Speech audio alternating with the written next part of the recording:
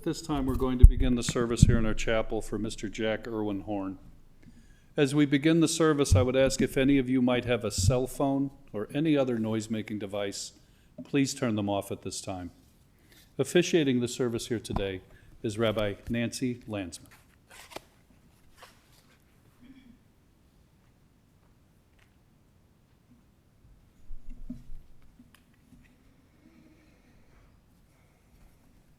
I'm truly honored to be officiating the service this morning for Jack. Our hearts go out to all of you for this great loss. We begin the service with the traditional act of Kriya, the tearing of the mourner's ribbon. Adam and Sharna, if you could just stand right at your place. You notice that the black Kriya ribbon has been pinned on your left side over your heart, and it's only children who pin this ribbon over their heart, as there is no bond as unique and special as that between parent and child. We know everyone's hearts are torn as we say goodbye to your father, and there are some traditional Hebrew words that are said before making a tear in the ribbon. I invite the two of you to repeat these words after me. Baruch Atah Adonai Eloheinu Melech HaOlam Dayan HaEmet. These words mean, praised are you, eternal our God, ruler of the universe, judge of truth. From the bottom of the ribbon up towards the circular button, you can make a tear, and if it doesn't tear real easily, there Doug is to assist you. Awesome. You have a choice to wear this torn ribbon only today, or the first week of mourning, or the period of Shloshim, 30 days. You also have a choice to wear it tucked in the inside or wear it on the outside for others to see.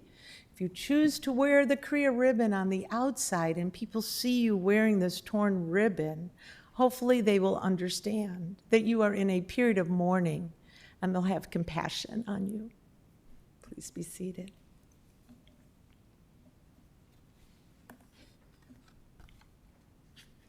Joseph Epstein wrote, "We do not choose to be born. We do not choose our parents or our times or country of birth or the circumstances of our upbringing. We do not, most of us, choose to die or the time or conditions of our death. But within all this realm of choicelessness, we do choose how we shall live. Courageously or in cowardice, honorably or dishonorably, with purpose or adrift. We decide what is important and what is trivial. What makes us significant is what we do or refuse to do.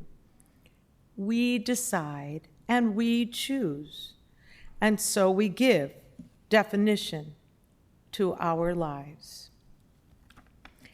I think that everyone who knew Jack would agree that he gave great definition to his life. And he certainly loved to laugh and had a great appreciation for humor. Vivian Wade wrote, "A sense of humor is important, as shock absorbers are to a car. It helps to get over rough patches that come to us near and by far. A sense of humor is really needed. As a tightrope walker needs a pole, it helps to keep us well balanced. It can cheer and make joyful the soul. A sense of humor is necessary as yeast is to the rising of bread. When raising our voices in laughter, happiness to others will spread. A sense of humor is important. The Bible, in Proverbs, we read, "A merry heart does good like medicine, which is very good medicine indeed." And that's wonderful outlook, that he had on life, his ability to enjoy life to its fullest. It makes today very difficult, and we often look for comfort, and we find comfort when we turn to the book of Psalms, Psalm 121.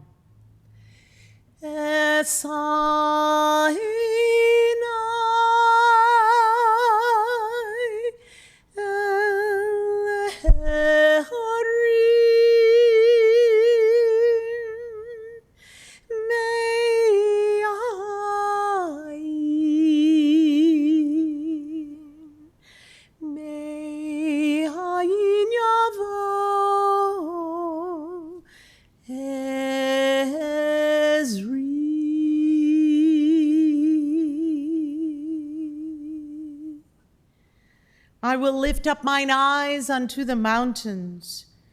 From whence shall my help come?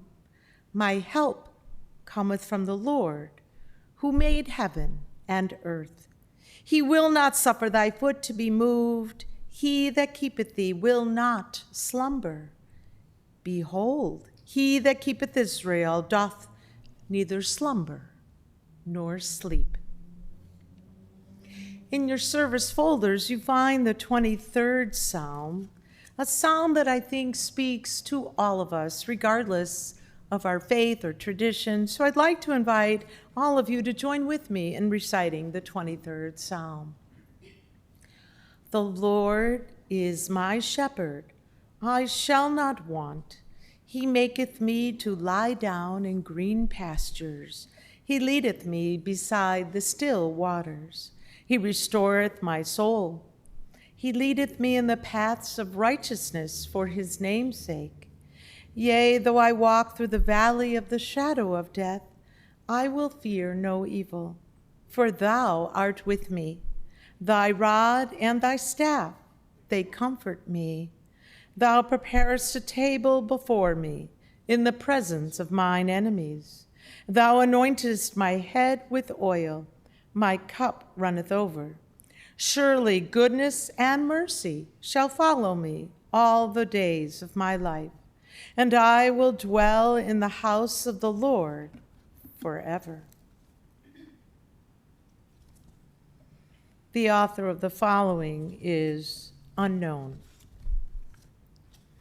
One of the greatest gifts that life can give to anyone is the very special love that families share.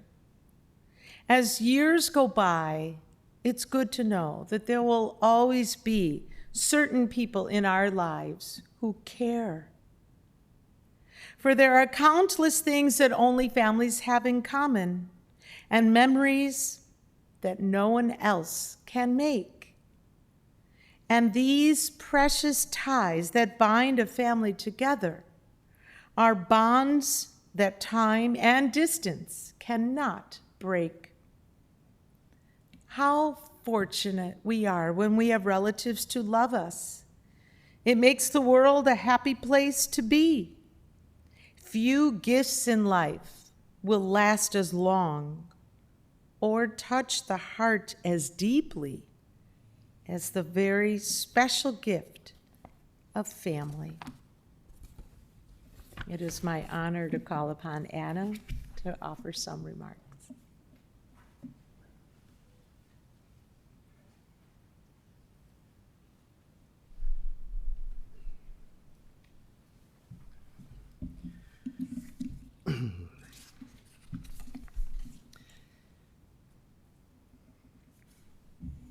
All right, good morning, friends and family.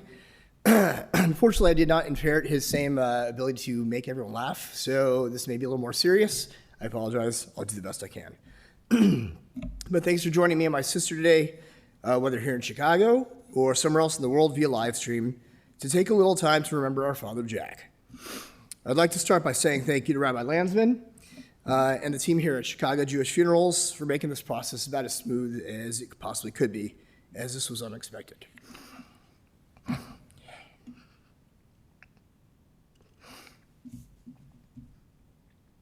Where to start? Well, I should start by saying that no one's perfect. That's what makes us human. Sorry.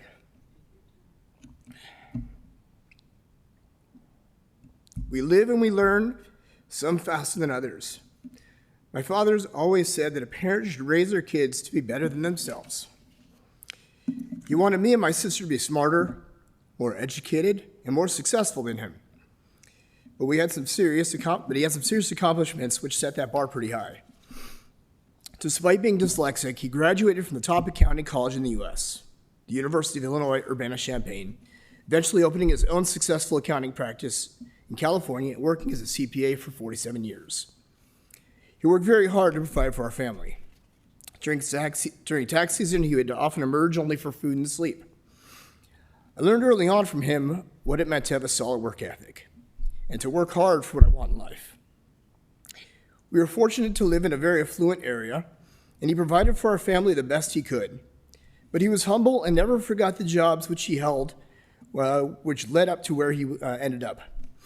When he was younger, he had jobs cleaning houses, businesses, flipping hamburgers, and scooping ice cream, and taught me that regardless of the pay, it's important to strive to have an honest job and earn an honest day's pay.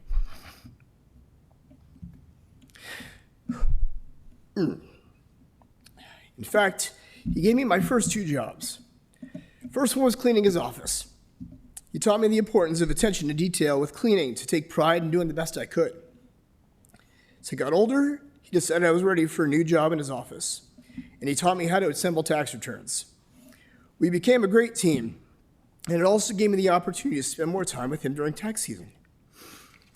The money he was paying me for working in his office didn't hurt either because he introduced me to sushi very early in life, which is not inexpensive.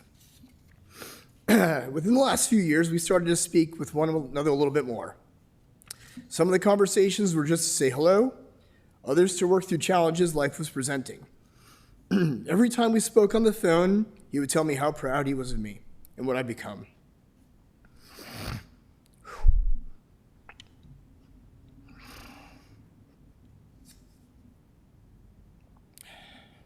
While I worked very hard to get where I was, I had him to thank for instilling that work ethic in me.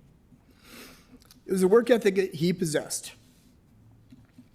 But going back to my earlier statement, that we live and we learn, some faster than others. Well, unfortunately for my father and the gray hairs I caused him, I was a bit slower to jump into the bandwagon about taking school seriously. I was in the mindset of just getting by, and sometimes couldn't even manage to do that. He did everything he could think of to motivate me to take school seriously. He tried punishment. He tried bribery. None of those worked. Eventually, it sunk in, though. He was right. I had to take school seriously, and I had to go to college. He was very intelligent, and he did do the best he could to impart the knowledge onto me and my sister, as that knowledge would give us the keys to open the doors to our future. Life for him, however, was not just about school and work. He was certainly all about having fun, and I think that's what everyone knew most about him. He liked to share food experiences, endeavors, everything else with his friends and family, and just enjoy life. Many of my interests came from him, including food tastes, interest in life, and even my profession became a byproduct of things he introduced me to. Let's take, for example, the time I returned home from school. I think I was in second grade, and I found a remote control airplane kit on my bed. I remember being extremely excited. The first words out of his mouth were something to the effect of, "It isn't yours.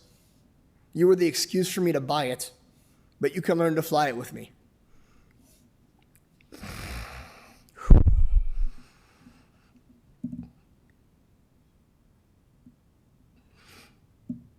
That day would shape my future.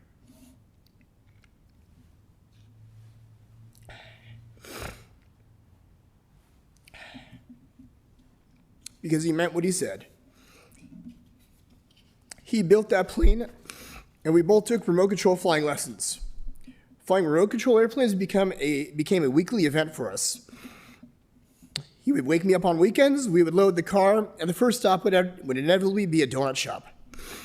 We would then show up at Woodley Flying Field, and as long as everything worked mechanically, we would spend a large part of the day flying remote control airplanes. We later learned to also fly remote control helicopters. My interest in aviation kept growing from this, eventually leading me to take flight lessons and earning my pilot's license. It was a privilege to then be able to combine a few of his favorite things, food and airplanes, and fly with him and my family to dinner. He flew with me several times to restaurants such as Harris Ranch and Typhoon, and it was always a fun and unique experience. Flying became a passion, and thanks to my father, I found my niche in life. We also took very fun vacations.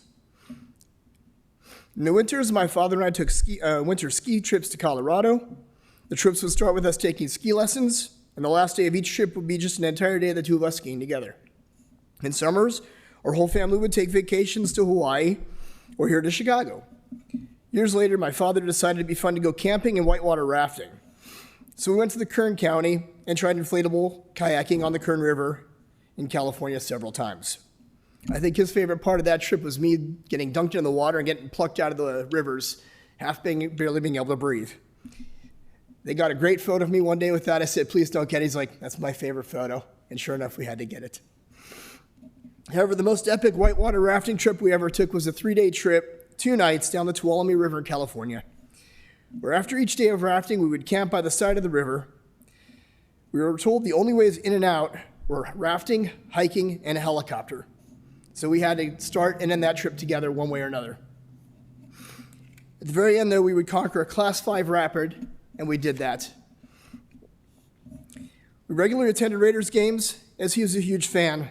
If you can't tell by the casket, and anyone who knew him, that was one of his favorite things. He'd watch them on TV if we weren't at the home games. We had season tickets on the 50-yard line when they were in Los Angeles. When they moved to Oakland, it didn't faze him. We went up there. When we went to Los Angeles, it still didn't faze him. He was a Raiders fan through and through. He told my sister and I that he wanted to be buried in his Raider jersey, but we felt he needed a little more flair, so he's got it. This casket leaves no question that despite us being in the land of the Chicago Bears, our father is here representing the Raider Nation. A couple other venues we regularly attended were Dodger Stadium and the Los Angeles Opera. He introduced me to opera when we attended the LA Opera on many occasions. He managed to obtain Founder Circle seats, which were spectacular. Amongst other noteworthy performances we saw through the years, we were lucky enough to see Placido Domingo perform in Samson and Delilah and Pagliacci. Over the years, his musical interests expanded, which were tied to lessons he started taking with dance lessons. He actually became a pretty dang good dancer.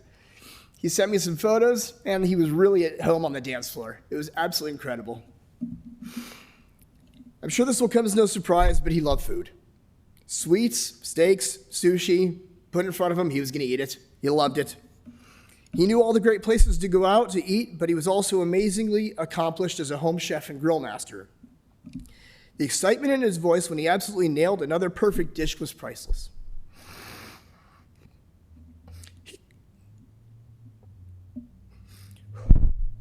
Almost there. He cooked with passion for love, not just for the love of the food, but for the people he was around. He cooked for his friends and family. As with anyone who ever met him, you would almost immediately know that he loved to joke around, and he often tried to make people laugh. Unfortunately, I can't tell pretty much any of the jokes he had here. Otherwise, that would make this a lot easier to get through.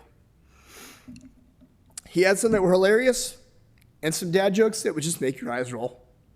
But undoubtedly, we all laughed a lot.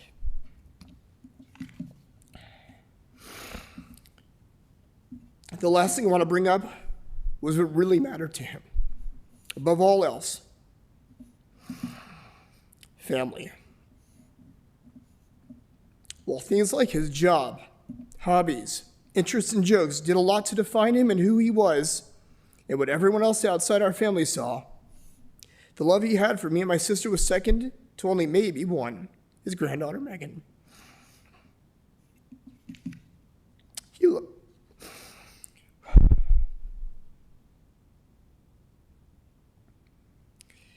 He loved her very much and was incredibly proud of her. I've just shared with you some of the great memories of my father here, and there are many, many more. But what was the point?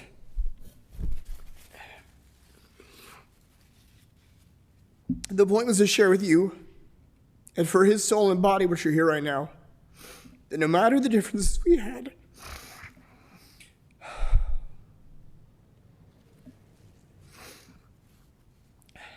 or the challenges we faced over the years,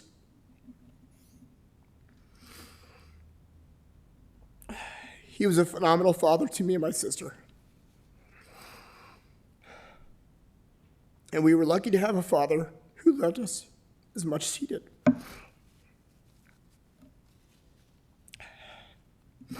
Rest assured, Dad, we love you as much.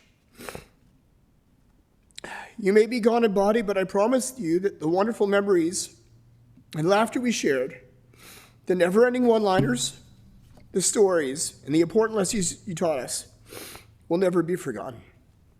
Rest in peace. We love you.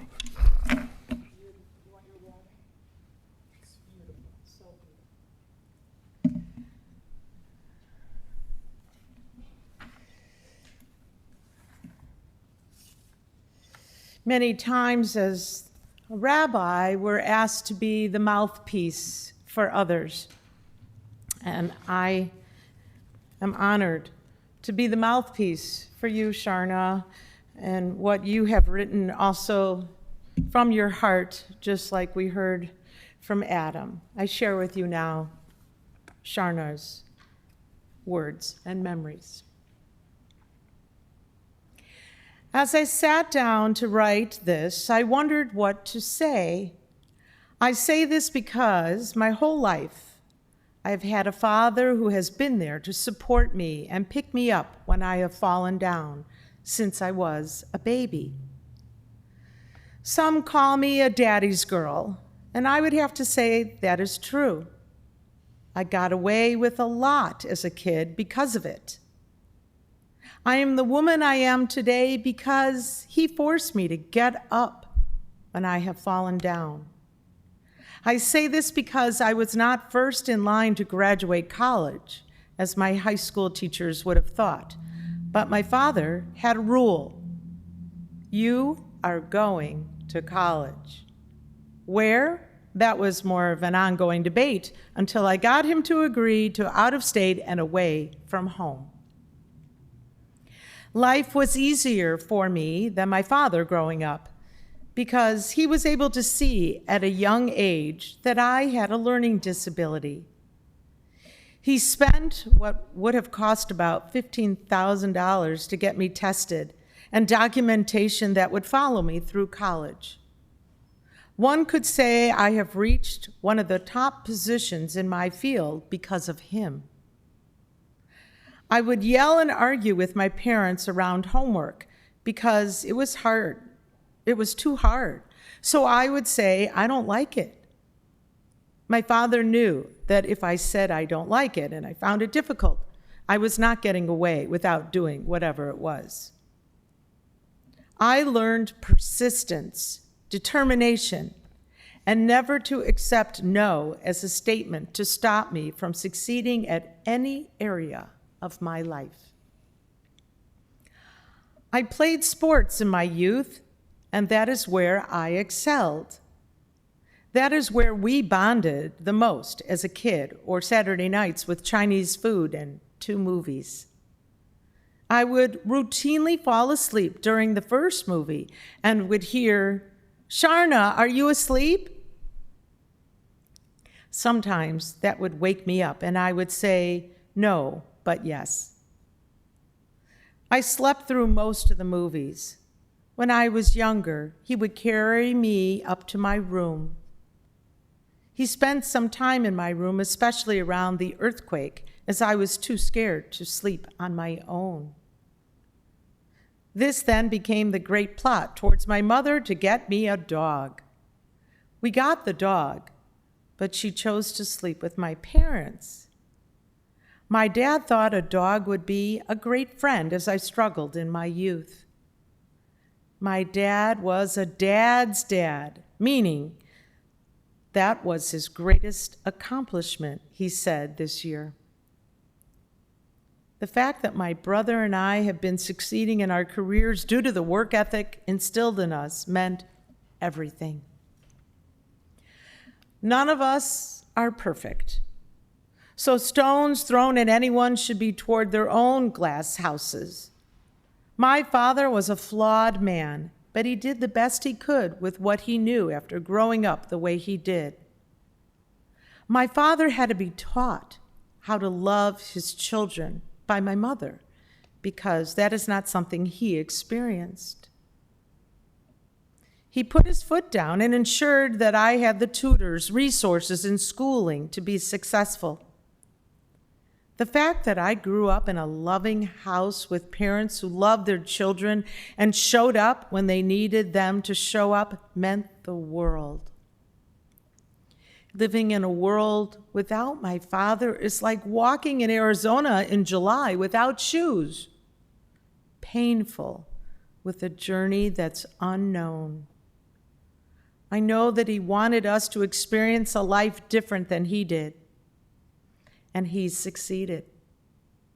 He raised my brother and I on a one-person income while my late mother took us places and ensured we were cared for.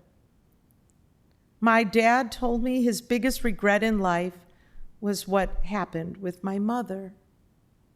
Maybe had he had a different example growing up, my parents would have made it. On my mother's deathbed, probably less than 2 hours before she died, she said, "Jack, you turned out to be not too bad, not to be bad." My mother would explain to me that my father was a product of his dysfunctional upbringing and that she had to teach him to say, "I love you," to Adam, because that was not his lived experience. What will I learn from my father's life? We are a product of our environment, but it is in our hands to make the right decisions to put us on a path we want to be on. He was a proud grandson of Max Hayes, who he credited for raising him into the man he became. My dad worked hard for his family. I used to say, "Dad, your job is boring." He then would say, "Do you like eating? Or do you like going to karate?" Yes, I need to work. He succeeded in a field that challenged his dyslexia to the core, but he knew when he could work and when he had to stop for the day. My dad loved stories, and if you really knew my father, you have heard the same stories 5 to 1,000 times. The joy on his face telling stories was priceless. He loved to get people to laugh, or in his case, debate topics until there was nothing to beat the topic with. My dad said to people, "My daughter is on the basketball team. All you have to do is look between the player's legs and you will find her." Or one of his absolute favorite stories was when my late girlfriend, Sam, was at the house. We were coming to ask to have a sleepover as my father was working on his remote control airplanes and helicopters.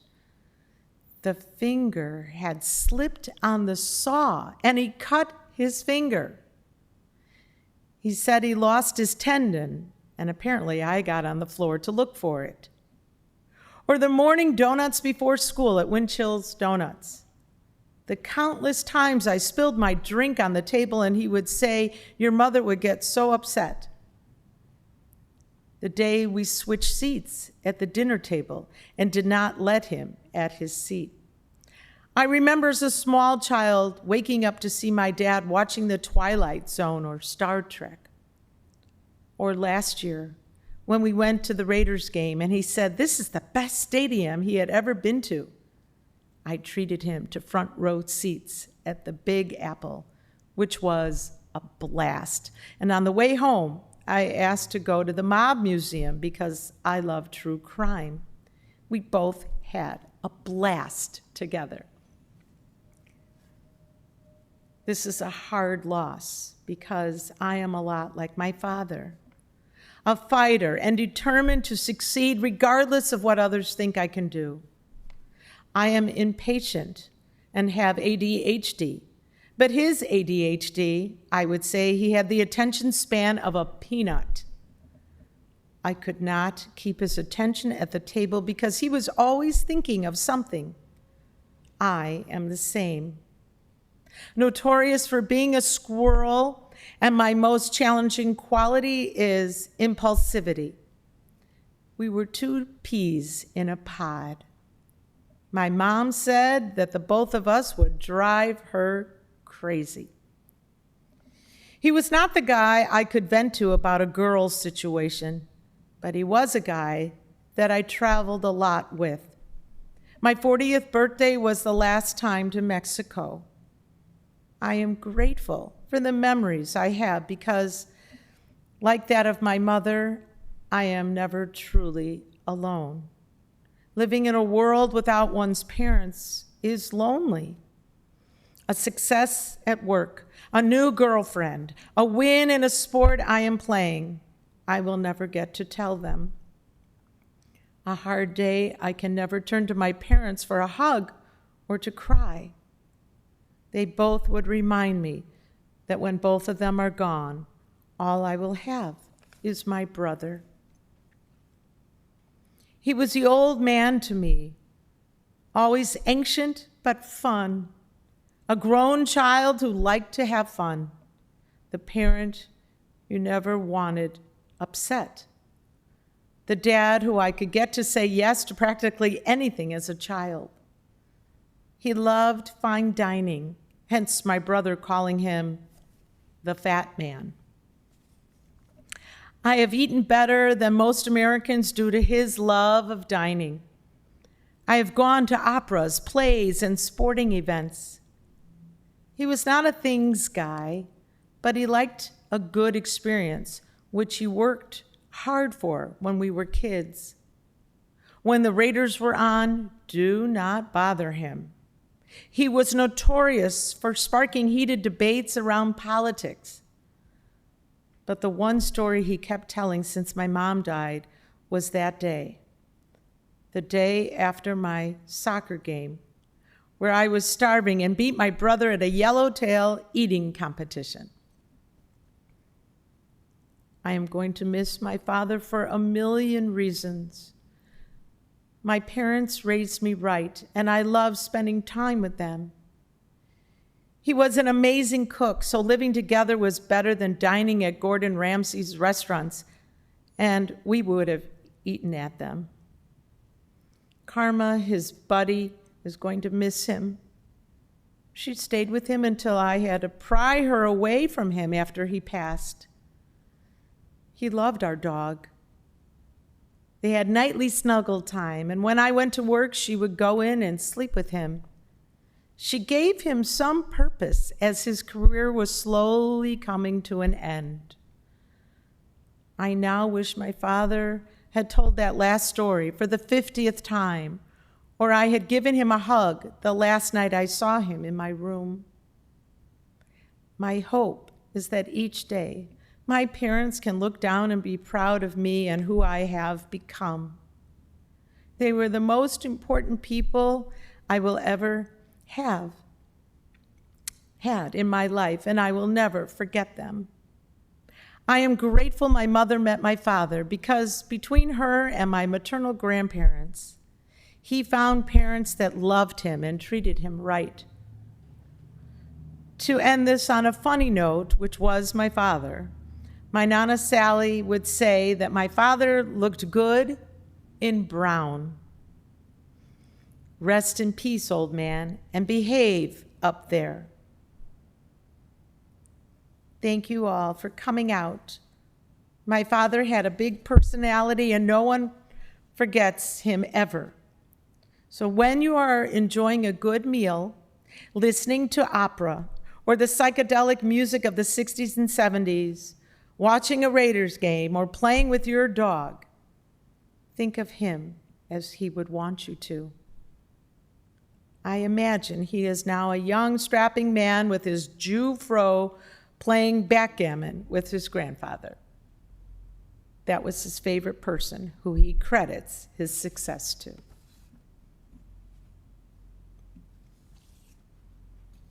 Well, Adam and Sharna, it's clear how much you loved your father.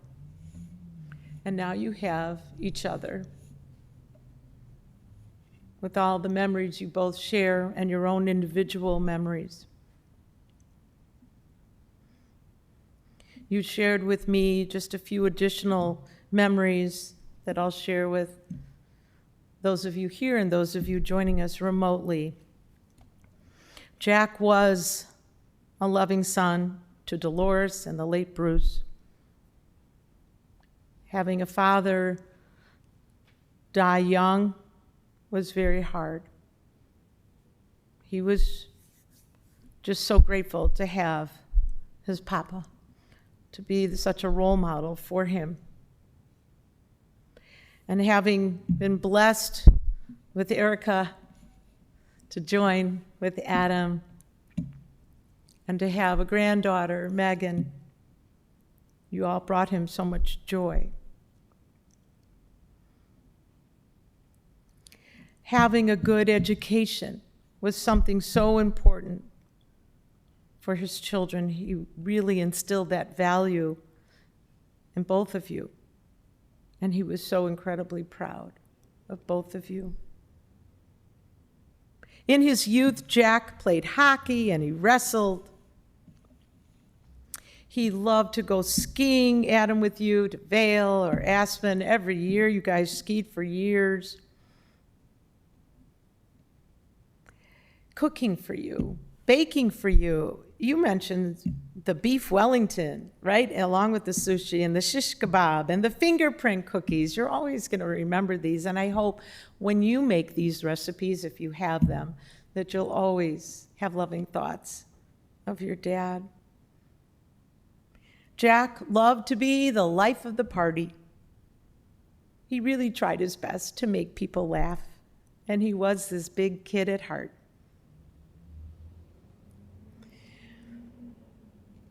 He instilled in his children not only the importance of having a good education, but you shared with me how he said, put in your dues, work hard, and cut no corners.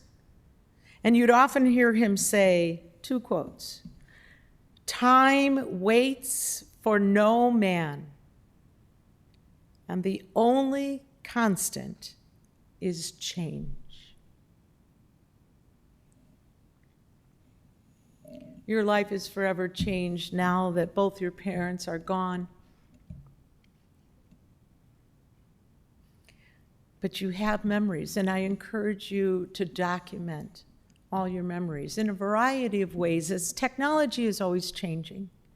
A piece of paper may not go out of style any time in our lifetime. So find a few ways to document these memories. So maybe one day, Megan, if you choose to get married and have kids of your own, they're going to know about your grandfather and the life that he lived and the humor that he tried to bring to his life, to your life.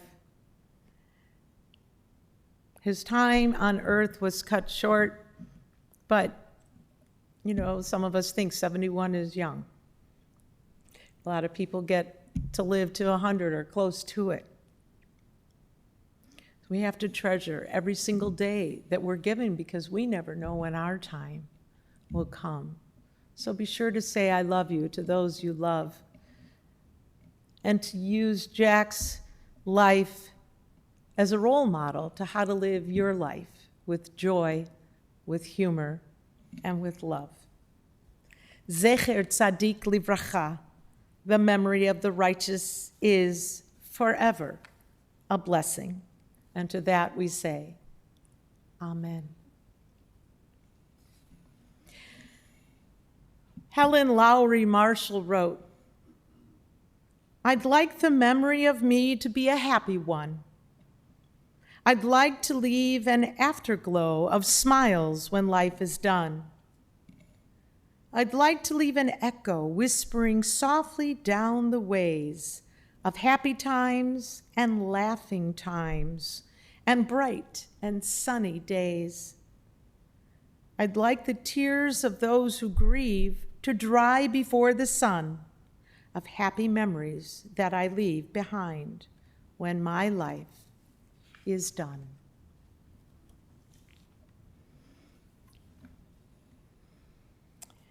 Here in the chapel, we conclude with the El Male Rachamim prayer. It's in your service folders. And at the cemetery, we'll be concluding on the back cover with the mourner's Kaddish. So please be sure to take the service folder with you to the cemetery. It is customary to rise for El Male Rachamim, so I invite you to please rise if you are able.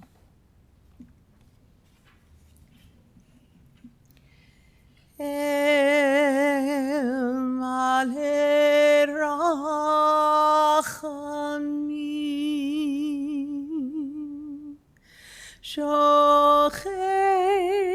Shochein B'Amromim Amsei Menucha Nechona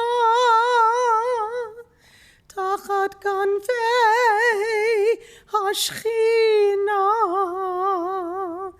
Im Gerushim Utehorim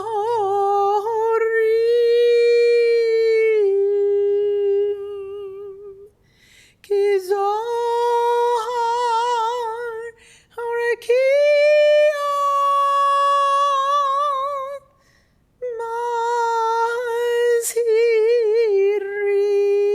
Mazhirim Et Nishmat Yaakov ben Baruch Shahalach Leolamo Ba Harachamim Yasireu Beseter Kinafecha Leolamim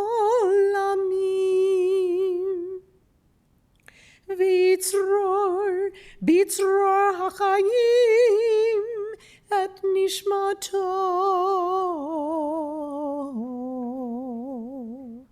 Adonai Unachalato V'yanuach b'shalom Al Mishkavo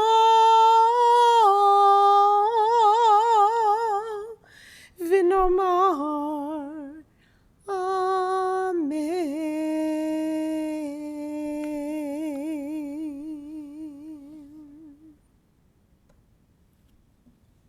Let us say together the translation. O God, full of compassion, thou who dwellest on high, grant perfect rest beneath the sheltering wings of thy presence among the holy and pure, who shine as the brightness of the firmament unto the soul of Jack Irwin Horn, who has gone unto eternity. Lord of mercy, bring him under the cover of thy wings, and let his soul be bound up in the bond of eternal life. Be God's possession, and may his repose be peace. Amen. Please be seated.